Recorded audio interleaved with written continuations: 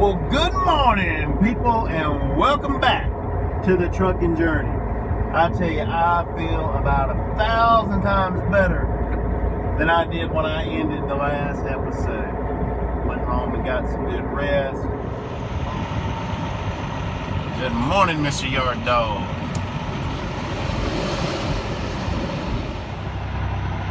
There's a spot right beside another G&P trailer. All right, that is dropped. Now time to go get our empty.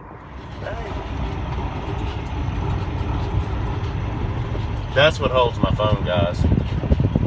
It does pretty good. Now when you're backing up to hook up to a trailer and you see that much space between the corner of the trailer and the tire, you need to get out. That's what you're gonna have to do, is lower your landing gear because the trailer is too high up. If you keep coming back, what's gonna happen is that kingpin, which is this greasy thing right here, is not gonna go where it's supposed to on your fifth wheel. It's gonna slide over top of it, and then your truck's gonna go too far back. And all of this space between the corner of the trailer and the rear of the truck, well, they're gonna touch, and that's not gonna be good. And the trailer's gonna be over top of all of this. And the first thing that usually happens is this get cracked and damaged. So, to prevent all that from happening, we're gonna lower the trailer a bit. That should be about right, and it'll hook up. Well, I hooked up too soon. I don't need this empty after all, because I'm picking a loaded trailer up from this same spot. And guess where it's going, people? Texas! So the blue route is about 25 miles and an hour shorter than the green route. But the blue is the way I want to go. Work my way over to 85. End up catching 10 going across, and then start headed south around Houston to get to Laredo. Alright, so let's go find the shipping department and get moving. But I'm taking my load book in because they're probably going to ask me what my BL number is, and I'll be able to tell them.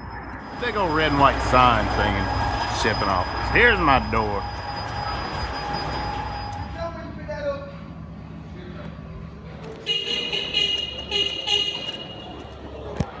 Now to go trailer hunting. Ada, I see it right there. Most trailers, now sometimes they'll have a direction thing up here, but as far as which one raises, lowers, here's the way I keep up with it. If I'm gonna leave with the trailer, which means I need to raise the landing gear, but if I'm gonna leave with it, which starts with an L, I go to the L and it's gonna raise it up so I can leave. Now, the reverse of that, if the trailer is gonna remain where you've parked it, go to the right, and that'll lower it. Because if you do the other way, well, it's backwards. But left to leave, right for it to remain. Works every time, unless it don't. Now, this G&P trailer, like all the ones I've hooked to before, are blank on the side. There are some G&P trailers that have something on the side. I just haven't got one of those yet. Maybe I'll get one coming back from Texas. But speaking of Texas, let's get rolling. My loaded macro is already done. So I've got all day today to drive and all day tomorrow to drive, and can deliver this early into my shift Wednesday. All right, I am out of here. I've got like not even 2 miles to get to the interstate. And then I will be on the interstate all day long. That's what I'm talking about. That's really what you want to do. And you guys that asked me about shifting gears, like, I don't even have to look at it, man. And I'm not doing the whole double clutching thing. Sometimes I do on the downshift. But upshifting, floating is much better. In the beginning, I was having to keep an eye on my tachometer, my speed, all that, holding my breath. But after you kind of get used to your truck, you can tell by the sound of the engine where you are DMs are at. It's a piece of cake. I'll be honest. I feel like a little more of a trucker now, changing gears. Goodbye, South Carolina. I'll see you later in the week. And hello, Georgia. It's the day after Christmas, and I'm on a 30-minute break back out on the road. And I tell you guys, I am not the only one that had the idea of stopping by Walmart today. I was just grabbing a little bit of food and some disinfectant wipes to wipe the truck down, because when I was home, guys, when I got there, I didn't leave till this morning. I mean, I went nowhere. A few people came over, but I went nowhere. I'm headed to Texas now. Maybe I won't have to stop to eat for a few days.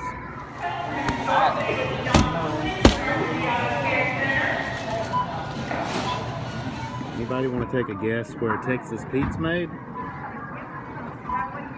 North Carolina, of course. Well, I spent $38 in Walmart, but I may have enough food to last me for a week, and then I got some wipes and plates and stuff that'll last beyond this week. So I'm good. I am walking out into the rain.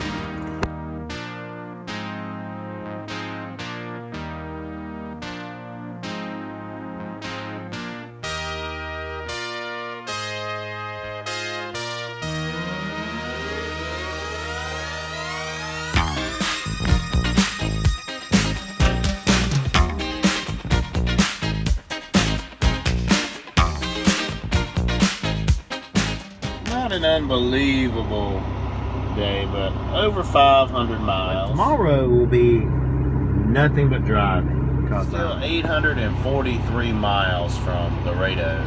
I was expecting to get more miles than I did today, but on 85 going into Atlanta, it was just horrible traffic. It was bumper to bumper, stop and go for hell. It seemed like 100 miles.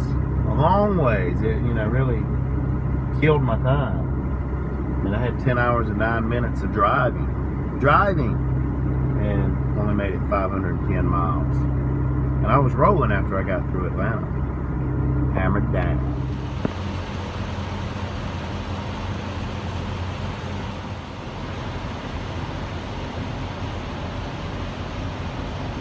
Hey guys, y'all ain't gonna believe this, but I'm sick again. And it's a different kind of sick. I've been puking. That's all my puke right there. I'm actually just kidding about that. That's more of a swamp. But I have thrown up alongside of this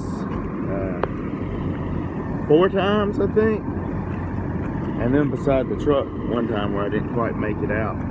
But I'll be laying in the rack. And it started as soon as I got up. I was just hot and sweaty.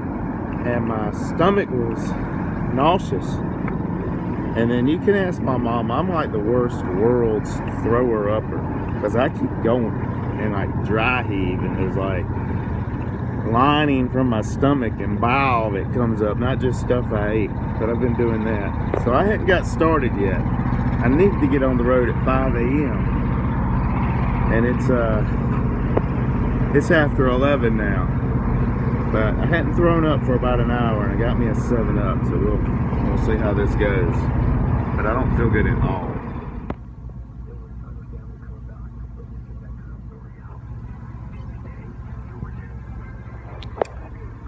I need to get up, guys. Every time I try to stand, my head gets a little swimmy. And I know I need to eat something, because my stomach's empty. There's nothing there, and the thought of going through the whole process of making something just seems a bit overwhelming at the current moment. Up in that cabinet is a banana. Okay, I can't take it anymore. Dr. Phil's on. Where you at, banana?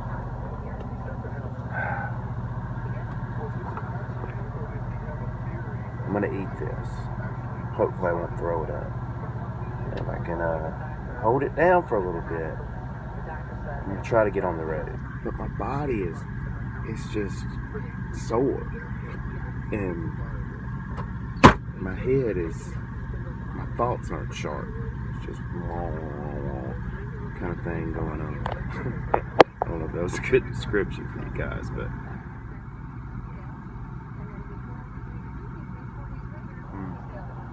that's pretty good.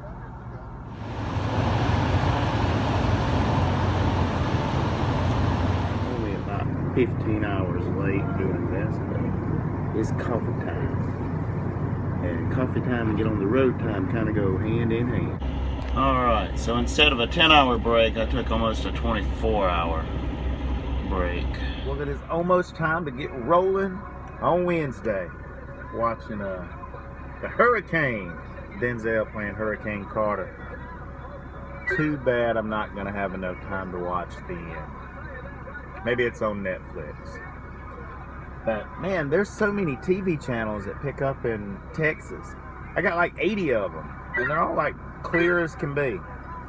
But I am just having a little oatmeal, which is nice for my tummy that was so upset yesterday. But I am 355 miles from Texas. I'm sorry, from Laredo. I'm already in Texas. Didn't quite have the endurance to go as far as I wanted to last night. I made it about 500 miles. You will not be able to lose yourself on stag and skip out for beer during commercials because the revolution will not be televised. The revolution will not be televised. Will not go better with Coke. The revolution will not fight during the big ball bad rep. The revolution will put you in the driver's seat. The revolution will not be televised. All right, on the road. Getting on I-10. I'm not in Louisiana. I'm in Texas. What am I talking about? Just a little outside of Houston. With any luck, I can make it through Houston without getting rush hour traffic. It's a little before 2 o'clock, so it should be good. Less than 5 minutes after I got on the road, I thought I had a blowout on my steer tire because I heard a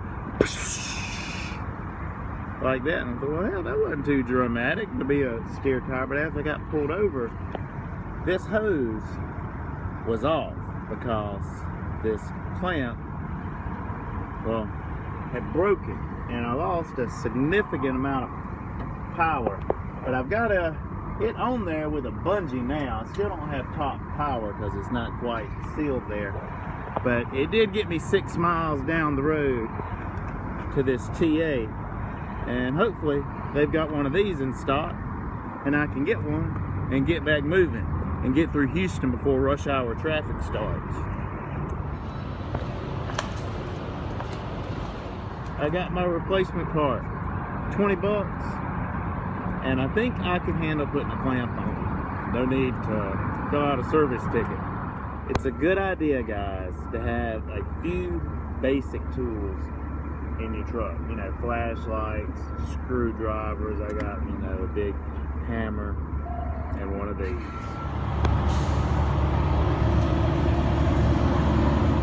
All right. It's back on. Okay. Let's try this again. Laredo, here we come.